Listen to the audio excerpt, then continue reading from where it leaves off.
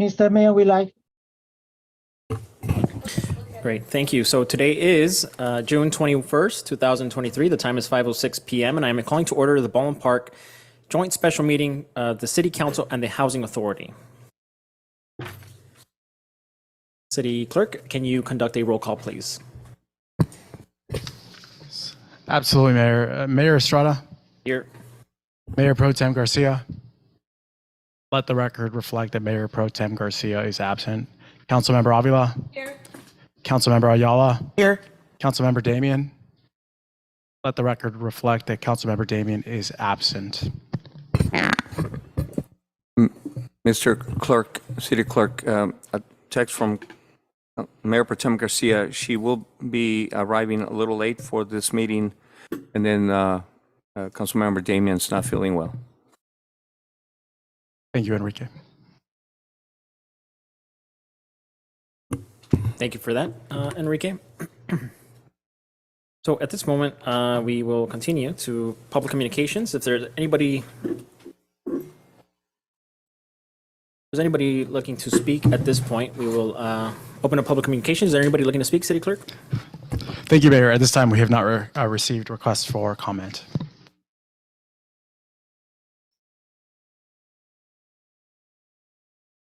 Great. So at this moment, I will move to close public communications, and we will move on to our open session. And we have a presentation regarding support from Cal Poly Pomona for planning and design projects, presented by Dr. Kyle Brown.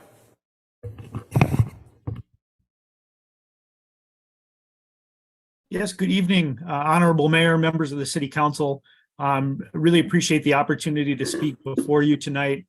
Grateful for that opportunity. I wish that I could be there in person. I'm actually speaking to you from St. Paul, Minnesota on my summer holiday right now, but I'm really honored and pleased to have the opportunity to speak tonight about a project we're going to be working on in partnership with you all on as you work towards building a sustainable, resilient, and green Baldwin Park.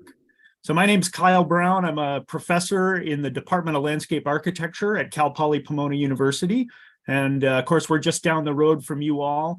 And, you know, it's very likely some of you or someone you care about has attended Cal Poly or is going to is currently attending Cal Poly.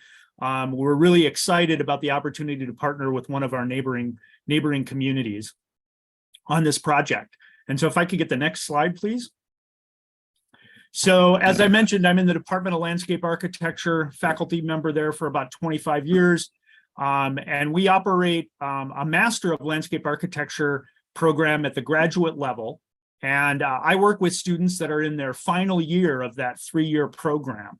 And in the final year, the students work on what we call a culminating experience or master's project for their degree that is intended to demonstrate, you know, their mastery and their preparedness to work in the field of landscape architecture. And this is a year-long process, a year-long investigation that they undertake. And in this process, students work with faculty advisors and they work in teams to examine issues and opportunities with partner communities, to develop strategies to strengthen community resilience in the face of climate change and many other environmental challenges and social challenges that communities may be facing.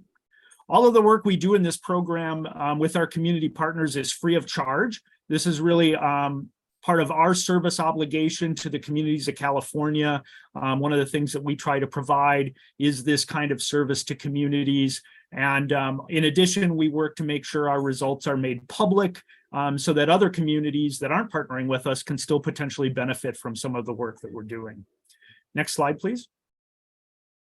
So I've been leading this process of working with these graduate students most recently since 2019.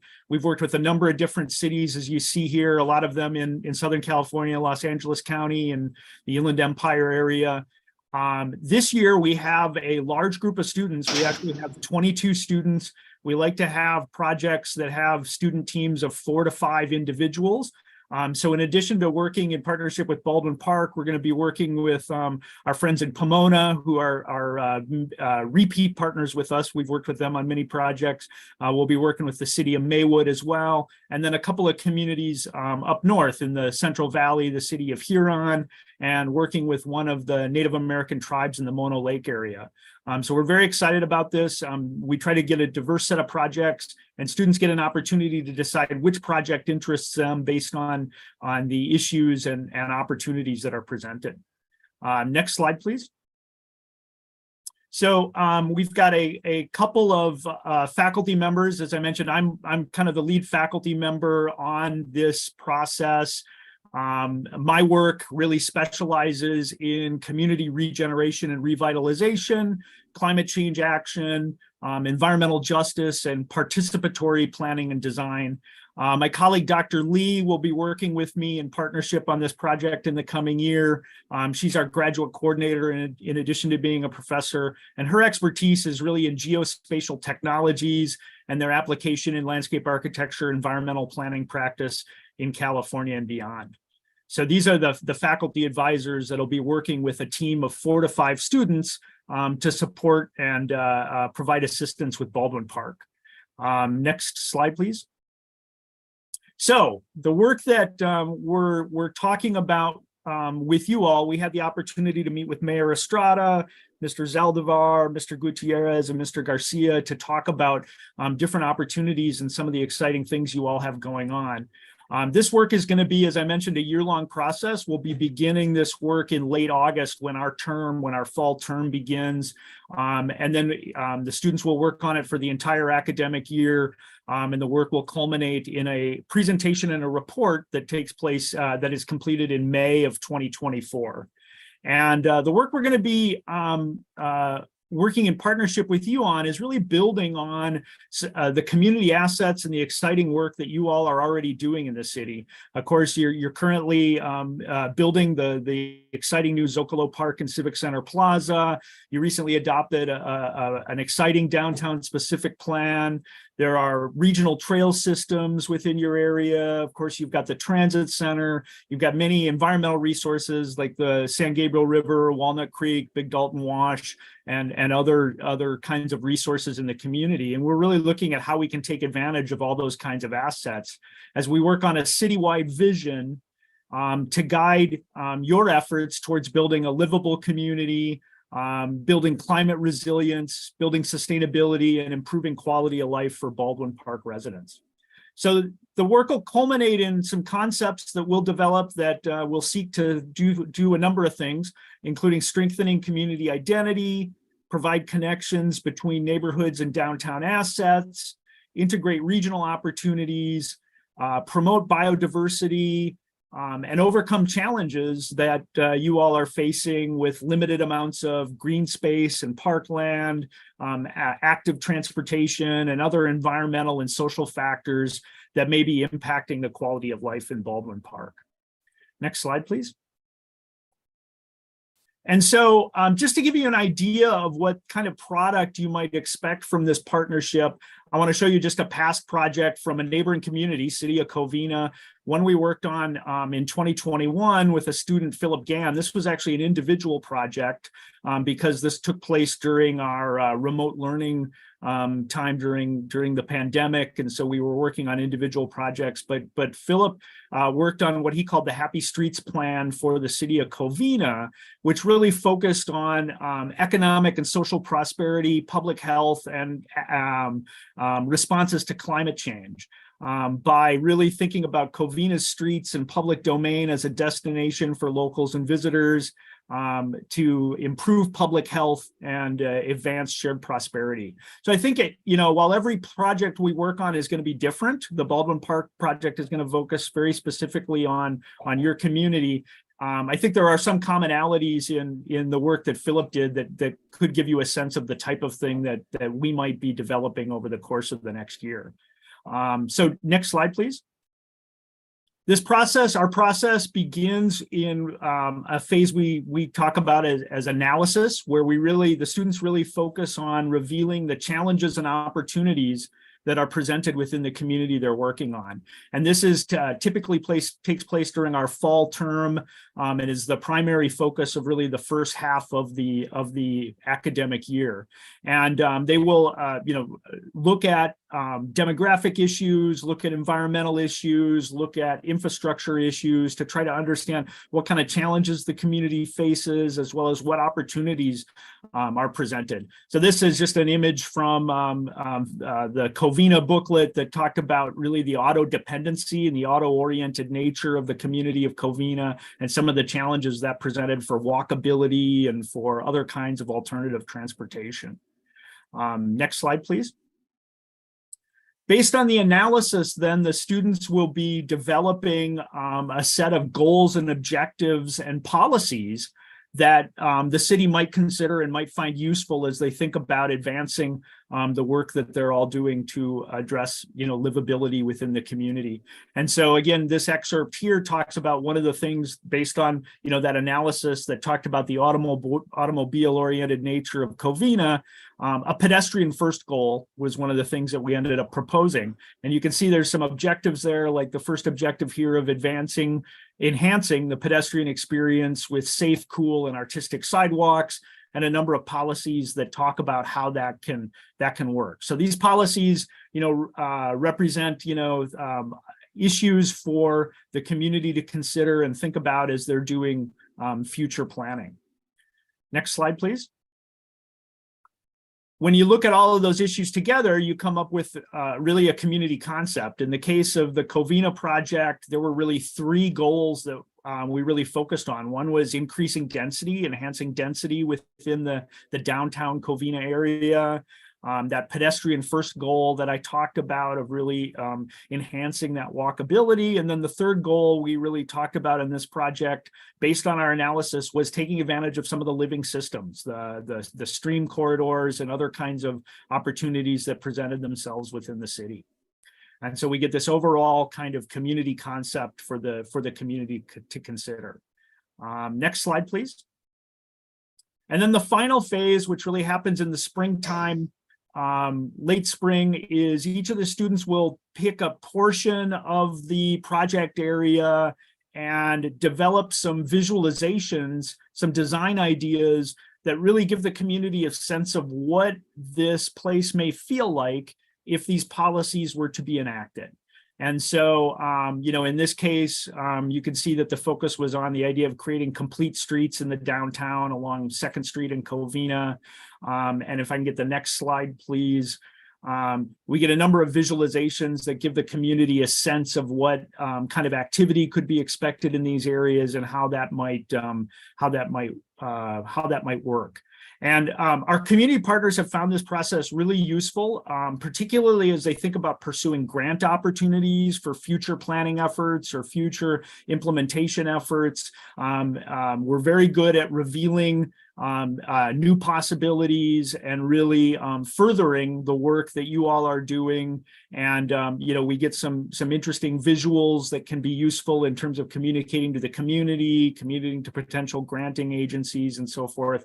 And so I think our community partners really find it to be a valuable contribution. It isn't necessarily something that comes ready to be built, the next day, certainly nothing like that, but it gives us a really good foundation for next steps for the community to pursue. And if I could get the final slide, please. So this just, again, recaps. Again, we're excited about this project. We'll be working again beginning in late August and completing in May of 2024, and really, getting into and understanding Baldwin Park and, understanding what you all are interested in and doing our best to provide some opportunities and possibilities for you to consider. So we're very excited and very appreciative. I thank the staff and everyone for facilitating this presentation today. I'm certainly available if anybody has any questions, but just thank you for your time. Great. So thank you for being with us today. I know that myself and a couple of our staff members met with you a couple of weeks ago, and we talked about the potential opportunities that this brings not just to your students, but also the city. And I think that it's a really great idea. I know we brought up different portions of the city and looking at how we connect them and make it more mobile for residents and creating a healthier community. And I know that all the Broncos in the room are also excited about this. So, there's that buy-in we need. But I do want to hand it off to my colleagues and see if they have any other ideas or questions that they'd like to ask or add on to. I just want to say thank you for the presentation.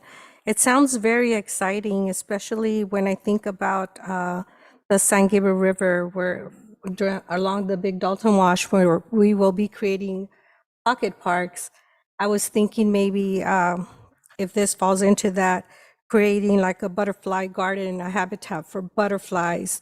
One of the parks could be that. Another one, a meditation garden, and so forth. Each park could have, a theme that we can work with, and maybe be known for those type of parks. Especially if we were to bring a butterfly garden, as I was telling you last time. I think it's very exciting that maybe we can really work on making those pocket parks very special for our community and for the others to come and see. I'm excited. Thank you. Yeah. Mayor, I'd just like to say thank you for your presentation. I appreciated the ideas, and I look forward to seeing what the students are going to bring forth to enhance our community. So thank you so much. Dr. Brown, this is Enrique. I cannot tell you how refreshing it is to hear the word pro bono. And further, which was equally refreshing, is that you do work on a handshake in effect, right? That's no 40-page agreement. Sorry, Marco. No big legal agreements. This is just Cal Poly extending their capacity to the surrounding communities. But as we will scope this out more specifically, but just think ahead how we could engage the residents in some public forum, where there could be input, just like, the guidance that that Councilmember Avila talked about, habitat, or, whether the monarca butterfly has made it into this area. If not, we can probably entice it to come through this area. That kind of stuff, right? Yeah. That's, I will just say, as I mentioned, participatory engagement is one of my areas of focus, and we absolutely look at ways in which we can engage communities in these efforts. We are limited by our academic calendar and so forth on some of these things, so sometimes we aren't able to do that to the extent we would like, but that's always something we try to bring up with our community partners and see how we can do that.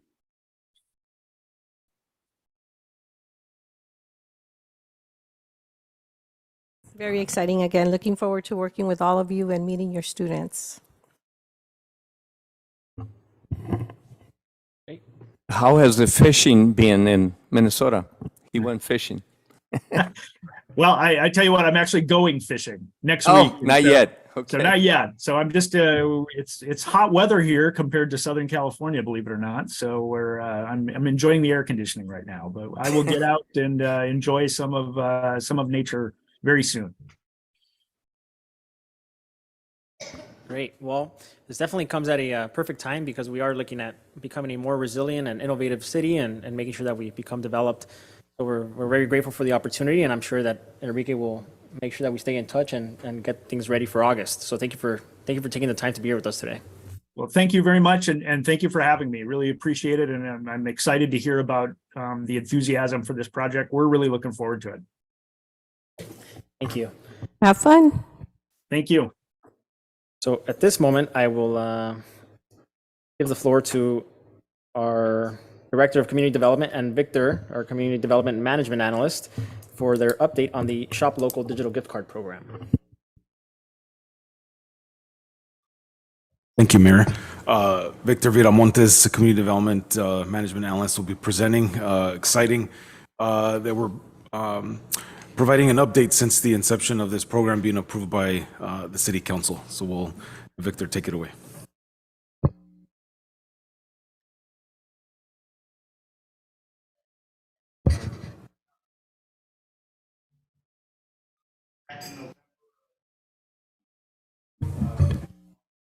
Vic, check the, see if the button's pushed for the microphone on the right side. Oh, there we go. Oh, yeah. Can you hear me now? um, yeah, basically back in November 16, 22, Council authorized the allocation of $115,000 in ARPA funds to establish the program. The program is kind of an innovative way to assist our small independent businesses that were still recovering from the pandemic. Basically, the way the program works is a consumer would buy a digital gift card online on a Yifty platform, and then city funds would be used to give them a matching card that they can use at participating businesses. We executed agreements with HDL and Yifty. Yifty provides the platform, online platform that they do with a lot of cities.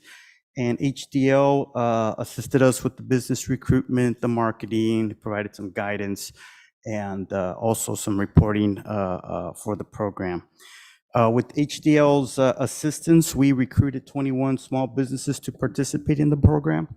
And we recently still added a couple more, including Torta Sinaloa, crepes and sandwiches. We had 2 fall off, also 2 come on, so we're still at 21 right now. Next slide. The way the funds, the 115 were allocated is 100,000 was for the matching cards, 12,500 for HDL's agreement, and we kept 2,500 for some marketing material, some of these tabletops we bought and window clings. And so we had 100,000 basically for the program. And we started off, there was 2 phases. The first phase was buy one, get 100%. So if you bought a $25 gift card, you got a $25 gift card. Now you had $50 you can use, buy a $50 one, get another $50 one, and then you get $100 you can now use at the participating businesses. Once we reached around 50%, about $50,000, we slowed it down. So at that point, we went with 25, get 15, buy 50, get 25. Buy 75, get 40, and you can still get up to 100, get 50 on that. So these are some of the latest numbers as of actually yesterday from HDL. We still have 21 enrolled businesses. Total number of cards purchased, including the buy one, get one frees, are 2,058. Value of all the cards combined, matching and purchased, is we had about 165,000 that have been purchased and redeemed. We have about 150,860. So we still got some funds out there. So that's the redeemed one cards is 151,000 approximate that we've kind of put back into our small businesses. Over the initial 100,000, we've expended about 80,770, and so we still got about a little under 20,000 still available. Next slide. So this is our list of our businesses that participated. As you can see, most of these are our real small independent businesses, independent restaurants, hair salons, barber shops. We have Broken Horn, some retail there. So that's kind of what it's broken down to as far as the participation from the businesses. And yeah, we recently got Torta Sinaloa up there, so they should be coming on board pretty soon. And that next slide. And that is it. You guys got any questions? I have a question, Victor. First of all, I want to thank you for all the work that you do, especially regarding this project. We had a nice conversation about it, and so I really appreciate everything you're doing. You mentioned that two groups that were with us fell off. Was there a specific reason why they didn't stick with it, or? Well, not fell off as in came off the program. They closed down, which is okay. kind of the Faux Van restaurant over at the Gateway Center. Okay. They signed up, and they're new owners now there. And then the one restaurant over here across the street, they actually use Taquiza Fritanga El Pato over here next to the old Churroholics. They closed down now too, so they're no longer there. So, but they used it a couple of times, But then we were still able to add 2 more businesses, so total, we still have 21. Okay. Not off the program, they just Right, closed they down. just closed. Yeah. Okay, thank you. But again, Victor, thank you for everything. I really appreciate you. Thank you. No problem. It was great to get it going and implement it and meeting with some of these businesses again and stuff. Yeah, so good work, Victor and Ron, and I know the whole team involved. I really think this is such a exciting program, and it offers so much opportunity beyond just helping people. It's an interesting program because you're helping people shop while simultaneously circulating money in the local economy, which is killing 2 birds with 1 stone. I would like, and I really would want the council to consider how we can push this to be a more permanent program, but with an expansion. It's really important that we support our local businesses and those that provide commodities. And I saw Broken Horn on there. I think that's great that people can Yeah. get boots at a good price now. But there's a lot of other ways that this program can benefit more people. And one of the things that I've thought about is if this is a program that can become more permanent, how we can include local markets so that people have the ability to shop within walking distance, and they also have more money for groceries, right? Groceries are really expensive, and I don't know if anybody's gone shopping lately, but I think I get like 5 items and my bill's like 80. So with an extra add-on, people are going to be able to eat healthier and just have the ability to go and buy food that they need, which is really important for a lot of working class families, but also a lot of our senior citizens. And I know some of them have been reaching out about sometimes they're just not able to make it to the events that we have for food distribution because they're working, or they just have problems getting there, or sometimes we might not just have enough. So that's something that I'd like for the council to consider. I think it's a really could be a really good benefit for everybody. Yeah, initially, it was help the businesses. That was kind of the initial kind of impact. But then when we market it to get to people to buy the cards and use them, we were on our social media. Then, the added benefit is now we had our residents that were getting this extra buying power. So that's kind of was like the side benefit that, you're focused on the businesses, but hey, this is good for our residents too. And it's funny you should say that we just went to, I just came back from a Cal Ed forum, and City of Lancaster, they didn't do a gift card program. They did a rewards card application. App. So like, you go to Starbucks, you buy, and the more you buy, the more points you get. So they did that citywide. And then what they did is they went and gave free like start cards at all their functions and events like recreation and stuff to get people to start getting money on there. Hey, first $20 is pretty much on the city, then they get used to it. So I thought that would be a great idea that maybe we can somehow implement too. Thank you, Victor. I know from day one when you brought this program up, you were very excited about it, and you've worked really hard to make sure it was successful. And it looking at the big list of stores you have, it's doing really well. And I'm not surprised to see the red top on top of the list there. It is a very, very popular restaurant. And They were the business. We encourage, when I went in there, I encouraged the business, do your own marketing too. Do your own. And Red Top Kitchen called me and they went over the guidelines. Can I do this, that, and this? And so I think they really, in fact, they got a late start and they still ended up with the most. But yeah, they came in and asked to make sure they knew all the rules, and they did a great job with it. yeah, they're very popular. I work right next door and I see how busy they are at all times, and I see why they would want to work with it. It's successful for them. It's successful for the people eating there. So thank you for all the work you're doing in that. Aside from everything else you do, it's doing really well, and I hope that we can continue the program like the mayor said, or new ideas like the one you just saw that they're doing in Lancaster. Thank you. Can you? Sorry, can we bring up the list again of the? Is that the list of all the people that are currently? It is the ones. It's the ones. Can we put the list back up? So that's the list. So those are the ones that have actually had transactions. So we actually have a couple that participated, but they didn't have any transactions, including Chica's over here, the printing place. She didn't use it. And then there's a lash place next to her that we signed up, but she hasn't used the program. I've talked to her and say, hey, tell your family, your friends, market. Those are the first people you market to, so you can have them buy the cards and stuff. So, but that's basically everyone that's actually had a transaction. You can see Fovon is the faux place at the bottom. That's at the Gateway Center. And they had, looks like a couple transactions, and they're no longer around. But yeah, that's pretty much the list. there. Carnitas Uruapan is pretty new, right? Because they just opened last year. Yeah, they are pretty November, new. actually. Yeah. Yeah, that's another thing. I think, with a program like this, we really do entice, entrepreneurs to want to take that chance because they know there's some sort of incentive that they can offer to their customers right away, right? And so that's really good. I'm very excited for this program. Good job. Yeah. Thank you, Victor. Mayor, Thank you.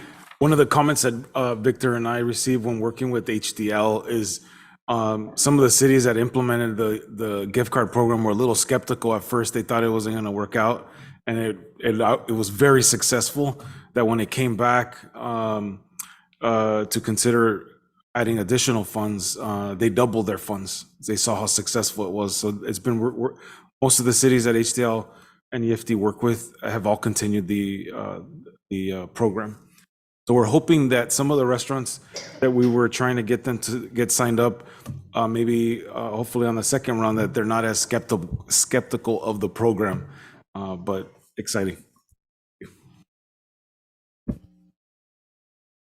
Yeah, it is a little weird for somebody to tell you the city's going to give you free money. So, but no, that's really good. I think there's a lot of potential here. So Yeah, I can add to that. That was sometimes you explain it to people and they would real skeptical of it and stuff. That the ones that took the chance and saw that it was a real viable program. But It yeah, goes that to was a show how good you are at what you do. See? yeah, You that's good. convince them, you let them know it's going to work, and that's really good. Yeah. One more question. Is there, and then do we have, so I know that we have the English stuff, and then do we also have it in Spanish? We had mean in as far as like pesos? the promotional info, the promotional info for the businesses, Yeah, so or, that way- or what we put on social media. Just in general, so, anybody who sees it, because in that way, the Spanish speaking residents are aware that they can get a gift card. What I would do with is we would first I would collect emails, but most of the businesses, other than the ones that were from our grant program, which I already had good emails, the other ones I went and talked to them first. So if they're Spanish speaking, I would explain the program to them in Spanish. But we did have only the marketing material in English for the businesses. A couple of them, I went to their businesses and kind of helped them sign up and activate they had to do a two-step process.